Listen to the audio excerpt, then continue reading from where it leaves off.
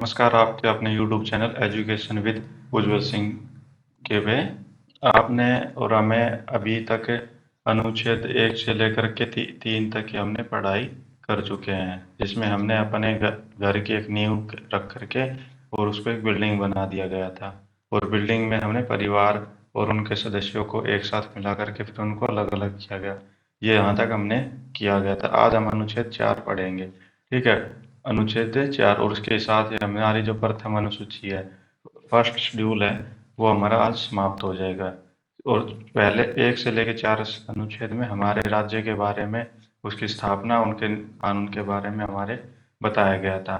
तो मैं आपको एक बार रिवाइज कर देता हूँ 2 मिनट में, फिर आपको अनुच्छेद 4 के बारे में बताता हूँ। देखो, सबसे पहले हमारी संविधान सभा का गठन किया गया। संविधान सभा किस कैसे बनाएगी कि इसका एक विचार आया। पहले कब विचार आया इसका? पहले सबसे पहले जो इसका विचार आया था, कब आया था? 1938 में आया था।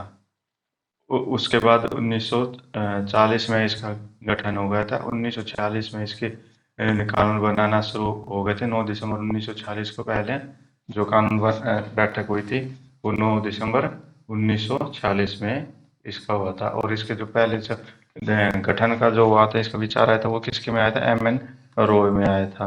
रॉय के विचार में आया था। इसका स्थायी पहले अध्यक्ष कौन थे? सच्चिदानंद सिन्हा। और फिर स्थायी अध्यक्ष बने डॉक्टर राजेंद्र प्रसाद, जो बाद में पहले राष्ट्रपति भी बने। ठीक है जी। उसके बाद हमने देखा था आपको कि अनुच्छेद 1 के अनुसार क्या क्या किया गया कि जो भी राज्य एक सीमा निर्धारित की गई और उन सीमा निर्धारित के साथ उनको एक साथ ले आया गया। और एक साथ ले आने के बाद उनका क्या किया गया? राज्यों के क्षेत्र का नाम क्या है? संघ के क्षेत्र का नाम, मतलब जो हमारा इंडिया। पहले क्या किया गया? एक जो क्षेत्र था जिसमें 562 देशी रियासतें प्लस जो ब्रिटिश द्वारा अधिकृत राज्य था वो, और उसके बाद जो स्वतंत्र थी, मतलब जो जिसके ऊपर कभी आक्रमण नहीं हुआ था, वो तो उसको सी श्रेणी में रखा गया। ये 3 श्रेणी थी उसमें, और इसको सारा मिला करके क्या किया गया? इंडिया बनाया गया। और इसमें क्या गया? इंडिया दैट इज भारत, ये इसमें लिखा गया। पहले अनुच्छेद में ये इसका क्या किया? नामकरण।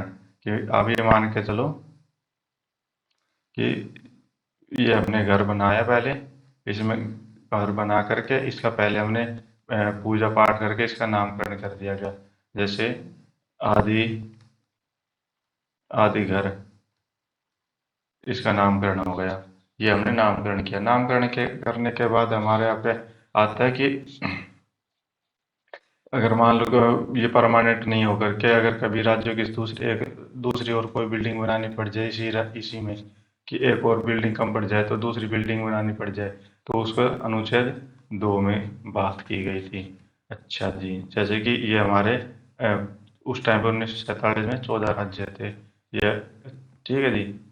ये तो आर्टिकल कहता है। इसमें आर्टिकल में क्या किया? नामकरण किया गया, आर्टिकल फर्स्ट के तहत। उसके बाद आर्टिकल 2 में क्या कहता है? एक राज्य क्षेत्र के एक राज्य क्षेत्र या दूसरे राज्य क्षेत्र को मिला करके, मतलब कि हरियाणा प्लस पंजाब को मिला करके देवभूमि बना दी जाए, यहाँ पे बनाई जा सकती है। उसके बाद क्या किया जा सकता है कि एक राज्य से दूसरा राज्य अलग किया जा सकता है। ठीक है जी। ये इसमें कानून दिया गया। और ये किसके तहत? अनुच्छेद 2 के आर्टिकल 2 के अनुसार।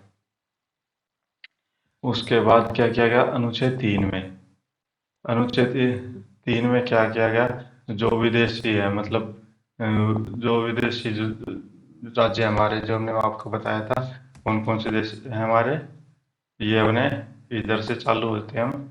सबसे पहले तो आता है हमारा श्रीलंका, उसके बाद बांग्लादेश, उसके बाद नेपाल, उसके बाद चाइना, उसके बाद भूटान, उसके बाद अफगानिस्तान, उसके बाद पाकिस्तान। ये हमारी सीमा क्षेत्र है। इसके साथ अगर कोई डिस्प्यूट होता है तो अनुच्छेद 3 के तहत उनको समाधान किया जा सकता है। और अनुच्छेद 3 के तहत ही इनके दूसरे अपने इन देश के अंदर ही, जैसे ये देश के अंदर है, ये जैसे पंजाब है, पहले पूरा पंजाब था, इसको काट करके क्या क्या बनाएगा? इतिहास धर तो बना दिएगा हिमाचल प्रदेश। ठीक है, इधर बना दिया गया एक हरियाणा और इधर हो गया पंजाब। इसे 3 राज्य बना दिए गए। और इधर ही ये जो है फिर इसका बॉम्बे से बना दिया गया यहाँ पे गुजरात, महाराष्ट्र और कर्नाटक। ये 3 राज्य ऐसे अलग अलग टाइम पे अलग अलग बनाए गए। सबसे पहले 1954 में आंध्र प्रदेश राज्य बना था। ठीक है जी, ये आपको याद रखने की ज़रूरत है। अच्छा जी, उसके बाद अब मैंने आपको हम कहाँ तक आ गए तो कहाँ तक समझ में आया। एक हमने समझ में आया कि एक ये घर है। पहले हमने घर बनाया और घर बना करके ये बोल देगा ये आर्टिकल 1 के तहत है, घर बना दिएगा। उसके बाद बताया गया कि घर बना करके और उसका नामकरण किया करके, और हमने क्या किया आर्टिकल 1 के तहत इसका आर्टिकल 2 में क्या किया गया हमने कि भाई इसको जो भी सदस्य हैं, अगर कभी फ्यूचर में उनका नाम चेंज करना पड़े या उसको भूभाग को चेंज करना पड़े तो उसमें आर्टिकल 2 में हो गया। फिर आर्टिकल 3 क्या कहता है, जो भी डिस्प्यूट होगा एक राज्य से या दो एक से अधिक राज्यों के बीच में, उसका समाधान आर्टिकल 3 के तहत होगा। उनका मतलब कि दो राज्य मिला के या 3 राज्यों, दो से अधिक राज्य मिला करके उनका एक राज्य कर देना, या उनके नाम में परिवर्तन कर देना, और उनके भू क्षेत्र को कम कर देना, एक राज्य के भू क्षेत्र को ज़्यादा कर देना। ये किसके तहत आएगा, आर्टिकल 3 के तहत आएगा। अच्छा जी, अब आर्टिकल 4 क्या कहता है कि ये जो भी क्षेत्र है, जो भी हमने अपने घर बनाया था उसके में अभी तो फिलहाल कितने हैं, 28 राज्य हैं और 8 केंद्र शासित प्रदेश हैं। तो उसी के अनुरूप अगर उनमें कोई शासन व्यवस्था में कोई चेंज करनी पड़े, जैसे उसकी में राज्यसभा की सीटों का अगर चेंज करनी पड़े, आज राज्यसभा की सीट कितनी है, 245, जो 2026 में ये चेंज होनी है। 2026 में 2011 की जनगणना के हिसाब से यहाँ पे सीटों का आवंटन होगा, और ये जो अभी हो रही है 245, ये 1971 के हिसाब से हो रही है जनगणना के हिसाब से। ठीक है, उनका सीटों का उनके चेंज किया जाएगा, उनके प्रशासन में उनका चेंज किया जाएगा। कहाँ से, आर्टिकल 4 के तहत। ये हो गए हमारी 1 से लेकर के 4 अनुच्छेद, और इसी को बोलते हैं प्रथम अनुसूची, फर्स्ट शेड्यूल बोलते हैं इसी के तहत। अच्छा नहीं, ये मैंने आपको 4 अनुच्छेद बता दिए गए।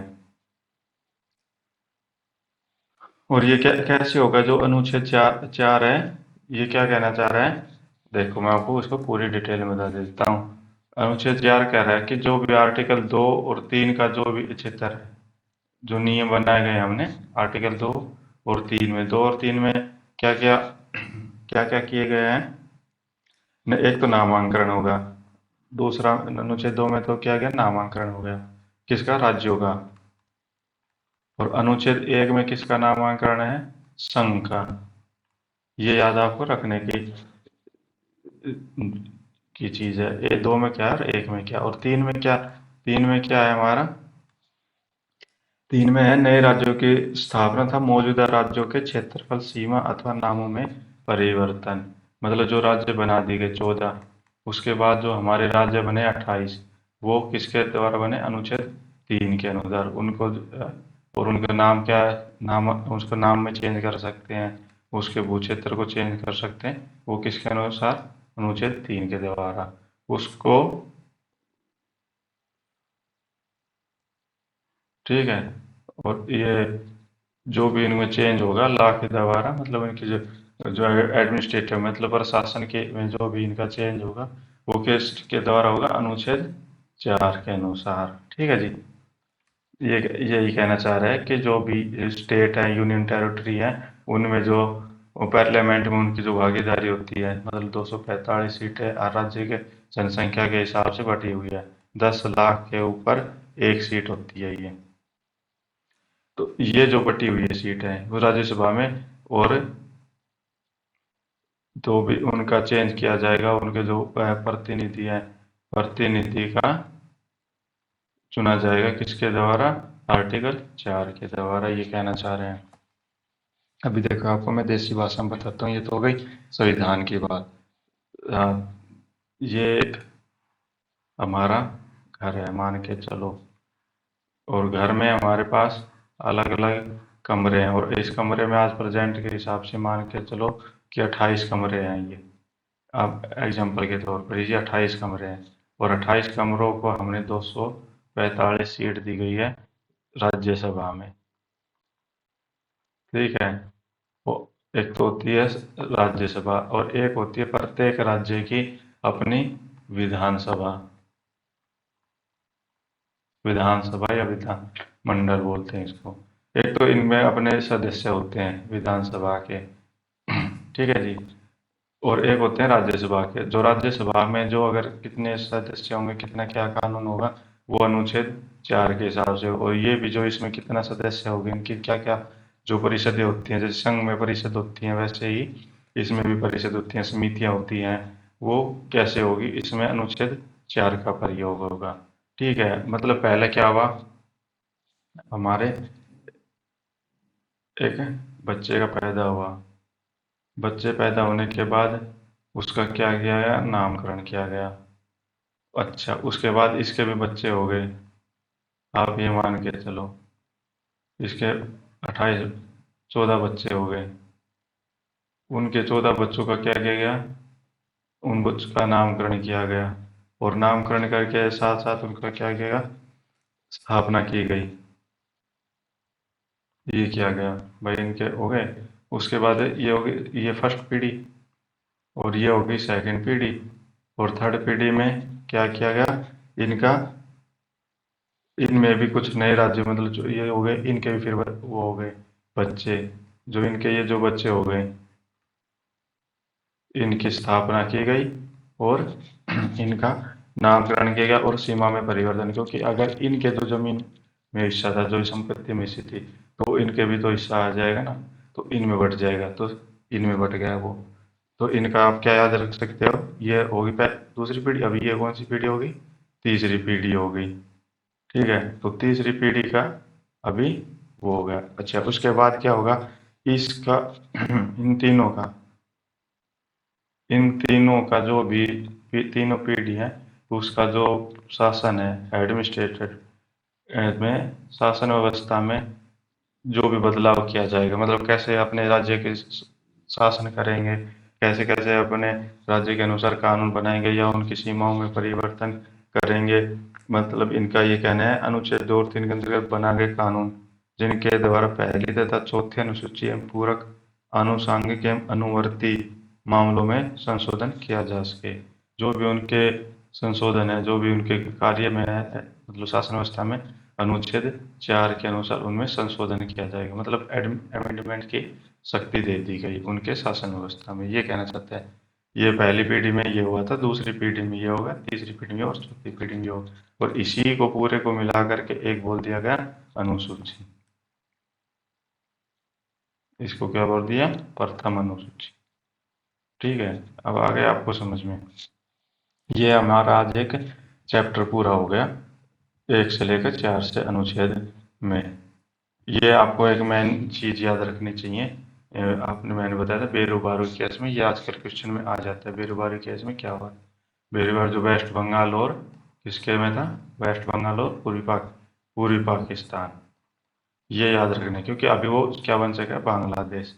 ये ऑप्शन में पूछ सकता है कि बेरोबारी का जो डिस्प्यूट था वो किसके साथ था, उसमें आपको ईस्ट पाकिस्तान देंगे और बांग्लादेश देंगे। तो आपको जो ऑप्शन में क्लिक करना है वो ईस्ट पाकिस्तान में देंगे, क्योंकि उसके बांग्लादेश के साथ नहीं था। वो 1960 में था, और ये उसी टाइम पे उसका सॉल्यूशन हो चुका था, समाधान हो चुका था उसी के साथ। ठीक है जी। और ये क्या बेरोबार में ICJ international court of justice ने क्या कहा था, रिकमेंड किया था कि बेरोबारी जो केस है वो इंडिया के सुप्रीम कोर्ट में जाना चाहिए, वो समाधान करेगा, उसका सॉल्यूशन निकलेगा। उसके बाद उसने एक दूसरा रिकमेंड किया था कि जो लार्ज पोर्शन है, जो ज़्यादातर जो हिस्सा है वो इंडिया को मिलना चाहिए। वो ये जो बाउंड्री को है इक्वल, मतलब उसके बाद इंडिया और पाकिस्तान में एक बराबर हिस्सेदारी में इसको बांटना चाहिए, उसका आंतरिक मामला में तो इंटरनल मामला घोषित कर दिया गया है इसको। ठीक है, आपको ये चीज़ याद रखनी चाहिए इस भी तक इसमें। और अभी तक आपको ये पहला अध्याय जो हमारा फर्स्ट अध्याय है आपको समझ में आया तो हमारे यूट्यूब चैनल को सब्सक्राइब और वीडियो को लाइक करिए, और अपने कोई भी डाउट हो तो उसको कमेंट बॉक्स में पिन करिएगा।